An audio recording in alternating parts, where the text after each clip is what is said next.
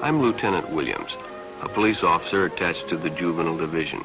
I'm on my way to Monroe Junior High School to talk to a group of young people. That looks innocent enough, doesn't it? Lots of young people hitchhike. Seems like a good way to get from one place to another. But sometimes there are dangers involved that never meet the eye. Let's take the case of Jimmy Barnes. Jimmy played baseball all afternoon, and he didn't feel like walking home, so he decided to thumb a ride.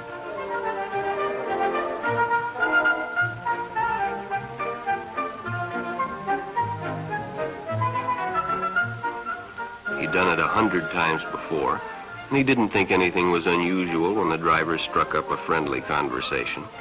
In fact, he seemed like a real nice guy. He asked Jimmy if he played baseball in the park often. Jimmy told him they practiced 3 times a week and played a rival group on Friday afternoon.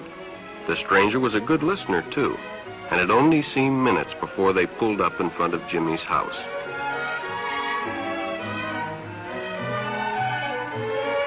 When Jimmy got out, the stranger gave him a friendly pat.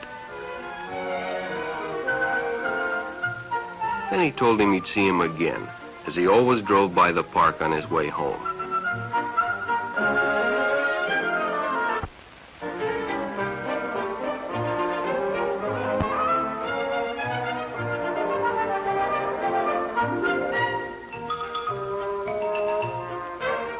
Sure enough, the following day, when finished playing ball, well, the man was there waiting.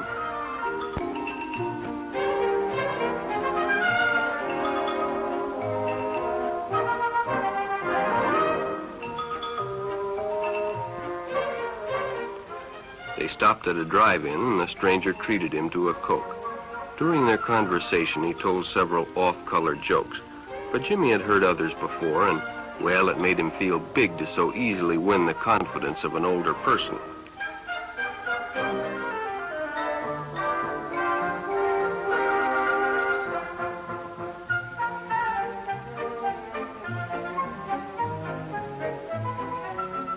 The following Saturday, they went fishing together. By now, they were using first names. Ralph said it was more friendly.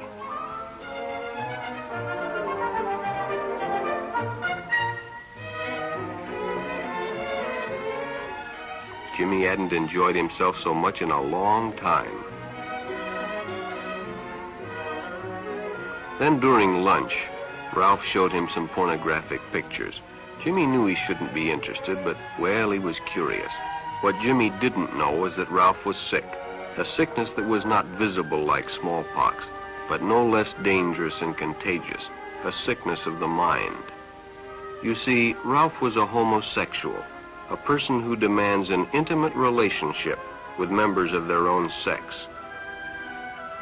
But by now, Jimmy felt a fondness for Ralph, and they continued to go places together. Ralph was generous and took Jimmy many interesting places and did many nice things for him. He bought presents and even gave him money, but payments were expected in return. You see, Jimmy hadn't recognized Ralph's approach soon enough. When Ralph first asked Jimmy to go fishing alone, he should have discussed it with his parents or teacher. Finally, Jimmy told his parents, and they reported it to the juvenile authorities. Ralph was arrested, and Jimmy was released on probation in the custody of his parents. He was friendly, and, well, it was better than playing alone. But after a few shots, Mike realized he had already overstayed his time and suggested he better leave. The stranger told him if he'd like to stay longer, he'd be glad to drive him home when they finished. Sounded great to Mike. Chance to play longer and get a ride home, too.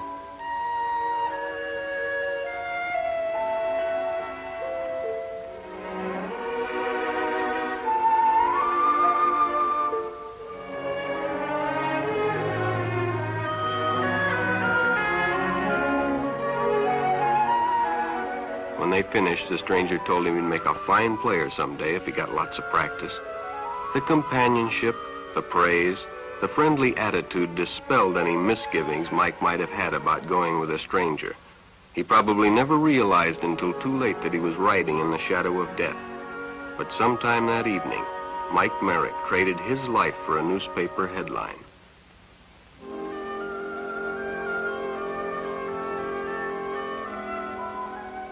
As Denny and Jerry got the papers ready for Jerry's afternoon delivery, they only casually noticed the two boys that raced by in the afternoon traffic, and they didn't pay much attention to the car that drew up shortly afterwards until the man called them over.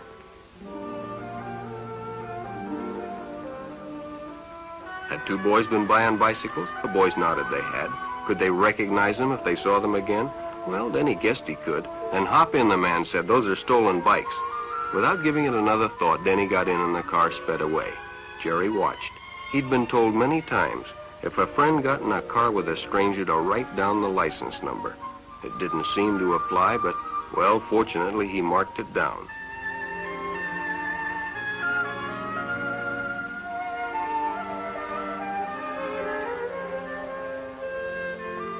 When he delivered a paper to Denny's house, he asked his mother if they'd caught the boys that had stolen the bicycles. Denny hadn't returned, so he told her the story and gave her the paper with the license number.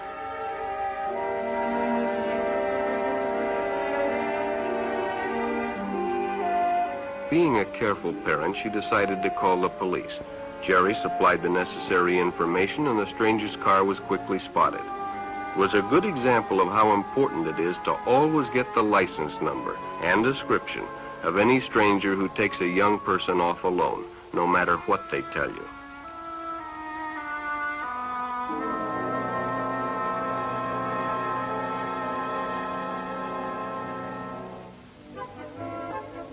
Public restrooms can often be a hangout for the homosexual. Bobby and his friends hadn't noticed the man who had been in the restroom when they changed, and as it was late, he suggested they take the shortcut under the pier, but the others preferred to take the more traveled way home.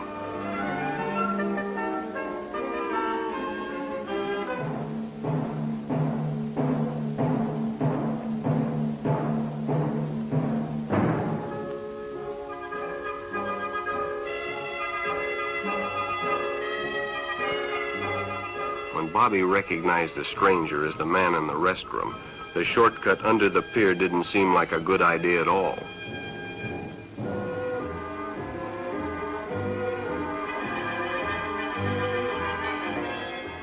After all, it's more fun to stay with your friends anyway. Bobby had made a wise decision. It may have saved his life. The decision is always yours, and your whole future may depend on making the right one. So no matter where you meet a stranger, be careful if they are too friendly, if they try to win your confidence too quickly, and if they become overly personal. One never knows when the homosexual is about. He may appear normal, and it may be too late when you discover he is mentally ill. So keep with your group, and don't go off alone with strangers unless you have the permission of your parent or teacher.